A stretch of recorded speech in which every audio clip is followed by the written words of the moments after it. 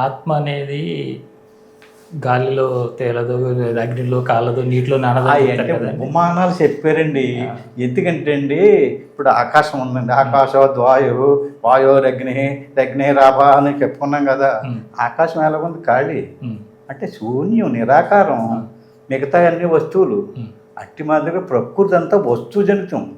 పరమాత్మ చైతన్యం, నిర్వికారం, నిరాకారం. అటువంటి చైతన్యాన్ని మొక్కలు పోయటం ఏంటి, తడపడం ఏంటి, కాల్పడం ఏంటండి? అది అన్న వస్తువా? అది ఇక్కడ ఉంది అక్కడ ఉందని చెప్పడం కుదురుద్దా? అది ఎలాంటిది? ఈ నిర్వికారమైనటువంటి ఆత్మని దర్శించడం అనేది ఎలా సాధ్యం అవుతుందని. అందుకనే మన వాళ్ళు ఎలా చూపించారంటే అండి, ఇప్పుడు మీరు ఏదైనా ఒక వస్తువుని ధాన్యం కొలాలనుకోండి, కొంచెం తోటో తవ్వతోటో కొలిచేది బియ్యమో ధాన్యమో, దానికి కొలత అంటే ఎన్ని కొంచాలో. ఆ ధాన్యం కొలడానికి ఉపయోగించేటటువంటి పాత్రకి కొలత. భగవంతుని కొలుస్తున్నాడు అతను. ఏంటంటే పదం కొలుస్తున్నాడు. నేను దేవుని కొలుస్తాను, నిరంతరం దేవుని కొలుస్తాను అంటున్నాడు కదా. ఏం పెట్టుకోవాలి దేనికంటే ఒక పాత్ర, కొంచెం పాత్రకు కొలత కొలిచాడండి. అదే కదా. అవునండి. అపరిమితమైనటువంటి కొలత లేనటువంటి దేవుడిని ఇతను కొలుస్తున్నాడు. ఎంత ఉన్నాడో, ఈయనకి ముక్కు ఉంది, ముఖం ఉంది, ఎంత ఉన్నాడో అని కొలుస్తున్నాడు.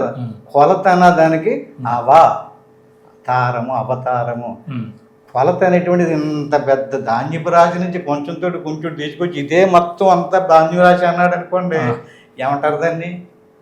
అక్కడేమో ఇంకా 100 బత్తాలు ధాన్యం రాసి ఉంటే అందులో కొంచెడు ధాన్యం తెచ్చి ఇక్కడ ఇదే మొత్తం అంతా ధాన్యం అంటే ఎలా ఉంది కొలత?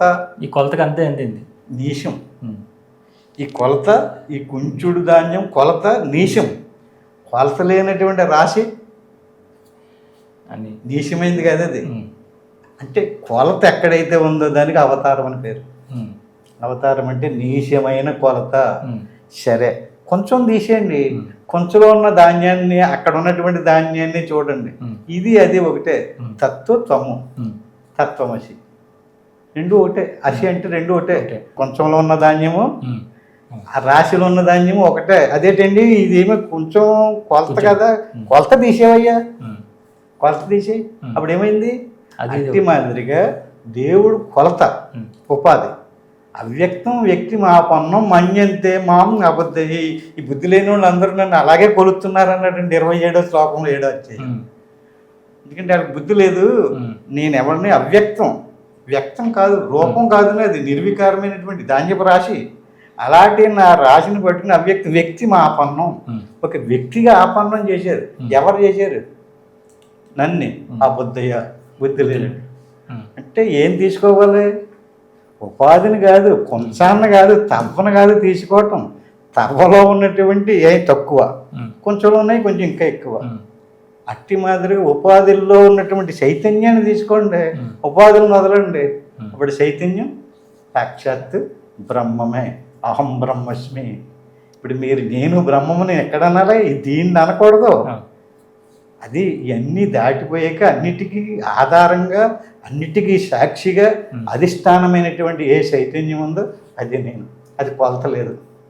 దాని సాక్షాత్కార అనుభూతి ఏ విధంగా ఉంటుంది గురుగారు? అది బ్రహ్మానందం అండి. ఎలా అంటే ఇప్పుడు మనం సాధన చేస్తున్నాం కదా, స్టార్టింగ్ నుంచే నిర్వికారం అవుతూ ఉంటుంది. దానికి ఒకటే దారిని ఇంక ఇన్ని దారులు. ఎందుకంటే ఇక్కడికి రావడానికే మిగతా దారులన్నీ చూపించారు కానండి. ఆత్మసాక్షాత్కారం కలవడానికి ప్రాణాన్ని ముఖ్యంగా తీసుకున్నారు. శ్వాసను గమనిస్తూ ఉన్నారు మీరు. శ్వాసను గమనిస్తూ ఉంటున్నప్పుడు శ్వాస సన్నగిలుతుంటుంది. ఒక 5 నిమిషాలు 10 నిమిషాలు అయ్యి నిద్రపోకూడదు, ఏమీ అనుకోకూడదు. ఏమన్నా అనుకుంటుంటే మాత్రం నేను చెప్పిన రిజల్ట్ రాదు. అనుకుంటే అలా పోద్ది మనసు. ఎందుకని? ఏది తలపుకి తెచ్చుకున్నామో ఆకారం ధరించేస్తుంది కదా. అంచేత ఏమీ అనుకోకూడదు, నిద్రపోకూడదు, మాట్లాడకూడదు, చూడకూడదు, వినకూడదు. స్థిరంగా నిదానంగా శరీరాన్ని కూర్చోబెట్టి శ్వాసను అలా గమనిస్తూ ఉన్నారనుకోండి, శ్వాస నూలు దారంలాగా తగ్గిపోతూ ఉంటుంది. కొంచెం కొంచెం కొంచెం కొంచెం కొంచెం తగ్గిపోతుంటుంది. శ్వాస పూర్తిగా తగ్గిపోయింది అనుకోండి, శ్వాస తగ్గుతూ మొదలెట్టేటప్పటికే లోపల టక్ టక్ టక్ టక్ టక్ మంట కొట్టుకుంటుంది సున్నితంగానే. శ్వాస కొంతమంది కంగారు పడిపోయి ప్రాణంగానే పోతుందేమో, శ్వాస ఆగిపోతుందేమో లేచిపోతుంటారు. అంటే శ్వాస సన్నగిల్లు పోయేటప్పుడు తనకమంటూ కొట్టుకునే దాన్ని కుండలని శక్తి అంటారు. దానికి మళ్ళీ వేరు వేరు అర్థాలు చెప్తున్నారు. శ్వాస సన్నగిల్లితే కుండలని శక్తి. శ్వాస లోపలికి ఎందుకు వెళ్తుందండి అసలు? లోపల ఏదో లాగుతుంది బయట ఉన్న గాలిని. ఇక్కడ గాలి ఉంది విషయంలోని, నీకో గాలి నాకో గాలి లేవు, ఒకటే గాలి. గాలిని పీల్చుకుని మనం నా గాలి నా ఊపిరి అంటున్నాం. ఎవరి మట్టి గాలి అలాగంటారు? ఇన్ని గాలి లేవు కదా, ఒకటే గాలి కదా. అట్టి మీదకి సమిష్టి మనసు బ్రహ్మదేవుడు. ఆ మనసే మనలో ఉంటే మనం నా మనసు అంటున్నాం. నా మనసు అనేది లేదు, అది బ్రహ్మదేవుడు అంశ. మనసు బ్రహ్మదేవుడు అంశ, బుద్ధి విష్ణుమూర్తి యొక్క అంశ, అహంకారం రుద్రుని యొక్క అంశ. ఆ సమిష్టి దేవుళ్ళ అంశలే మనలో పనిచేస్తున్నాయి. అట్టి మార్గం సమిష్టి శ్వాస లోపల లాగుతుంది, దాన్నే కుండలిని అంటారు. లాగి వదిలేది కుండలిని. వెళ్తూ వస్తూ ఉండే గాలి కాదు, గాలిని గాలి పట్టుకోవటం. ఏది లాగుతుంది అలా సూక్ష్మ దృష్టితో చూడండి. ఆ గాలిని లాగి మళ్ళీ తోసేస్తుంది. అలా గాలిని లాగి తోసేసేదాన్ని కుండలిని అంటారు. దీన్ని శ్వాస అంటారు. అది అలా తగ్గుతూ తగ్గుతూ తగ్గుతూ ఉన్నప్పుడు మనకు శరీరం తేలిక అయిపోతున్నట్టు ఉంటుంది. శరీరం ఉందా లేదా, ఏదో శరీరం మాయమైపోతున్నట్టు, శరీరం జడం అయిపోతుంది, తెలియకుండా పోతుంటుంది. అలా శరీరం జడం అయిపోయినప్పుడు ఒక రకమైనటువంటి ఆనందం కలుగుతుంటుంది అనమాట. దాన్ని ఉన్మనీ స్థితి అంటారు. తన్మయత్వం ఏర్పడుతుంది. శరీరం పులకరించుతుంది అనమాట. హాయిగా సుఖంగా ఆనందంగా నిర్వికారంగా అయిపోతుంది. అది మన స్వరూపం. దృశ్యం మన స్వరూపం కాదు, ఆనందమే మన స్వరూపం. సత్యం జ్ఞానం అనంతం ఆనందో బ్రహ్మ అంటే అది సత్యం, అదే సత్యం. అది జ్ఞాన స్వరూపం, అది ఆనంద స్వరూపం, అది సచ్చిదానంద స్వరూపం. అయితే దాని చుట్టూరు ఈ ప్రకృతి వలయాలు ఏర్పడి స్థూల సూక్ష్మ కారణ శరీరాలు. దానితోనే దీన్ని గ్రహించి ఇది నేననేటువంటి అజ్ఞానంలో పడిపోయాం. అంచేది ఇదంతా తెచ్చుకుని ఆ స్థితిని గమనించామనుకోండి, అది ఆనందం, అది దృశ్యం కాదు. అక్కడ సుఖం ఏర్పడుతుంది. హాయిగా సుఖంగా ఎంతసేపు అయినా సరే పేదాలు కరుచుకుపోతాయి, మాట్లాడాలనిపించదు, మౌనం అయిపోద్ది, హ్యాపీగా ఆనందంగా ఉంటాడు. అలా ఎంతసేపు ఉంటాడో అంటే మరి వ్యవహారికం ఒకటి ప్రారంభం ఒకటి ఉంది కదండి. దీన్ని చక్కగా తెలుసుకుని నిరంతరం అభ్యాసం చేస్తూ మళ్ళీ మన ప్రారంభాన్ని అనిపించడానికి వచ్చామనుకోండి, ప్రారంభం ముగించిన తర్వాత ప్రారంభం భోగతో నశ్చేది. ప్రారంభంతో శరీరం పడిపోద్ది. ప్రారంభం ఉన్నంత వరకే ఉంటుంది. ప్రారంభమే శరీరాన్ని పోషింది.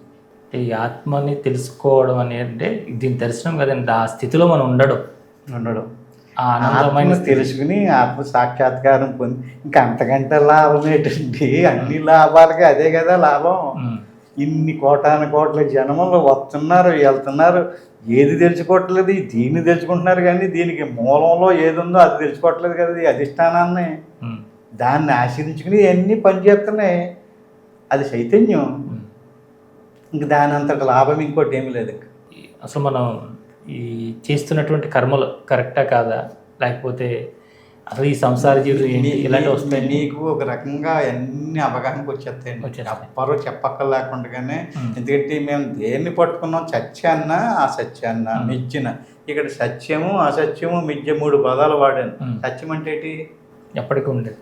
సత్యం అంటే దాన్ని త్రికాలాభాజ్యం అంటారు. అంటే 3 కాలాల్లో ఉండేదాన్ని సత్యం అంటారు. అసత్యం అంటేనా 3 కాలాల్లో లేనిదాన్ని అసత్యం అంటారు. మిథ్య అన్నాను నేను. మిథ్య అంటే ఒక కాలంలో ఉండి ఒక కాలంలో లేనిదాన్ని మిథ్య అంటారు. అంటే ఇప్పుడు వెలుగులో ముచ్చిపు మెరుస్తుంది, వెండి కింద కనపడింది. 2 మనుషులు చూశారు, పరుగుని వెళ్ళారు. అయ్యే బెండ్ అనుకున్నానని చెప్పేసి వదిలేసి వచ్చారు. ఎప్పుడు తెలిసింది? చూడని ముందు వెండి అనుకున్నా, చూసిన తర్వాత అది కాదండి. అది ముచ్చిప్పు చెప్పని ముందే తెలిస్తే ఎల్లరు కదా వీళ్ళు. అంటే ముచ్చిప్పు చెప్పి వెండి కింద కనపడతాం ఒక కాలం. వెండి కాదు, అది ముచ్చిప్పు చెప్పే. అంటే ముచ్చిప్పు చెప్పులో కనిపించినటువంటి వెండి సత్యమా అసత్యమా? నేను వెండినే అడుగుతున్నాను. సత్యమా అసత్యమా? అసత్యం. అది అసత్యం అయితే ఎందుకు వెళ్ళారు? అదొక భ్రాంతి.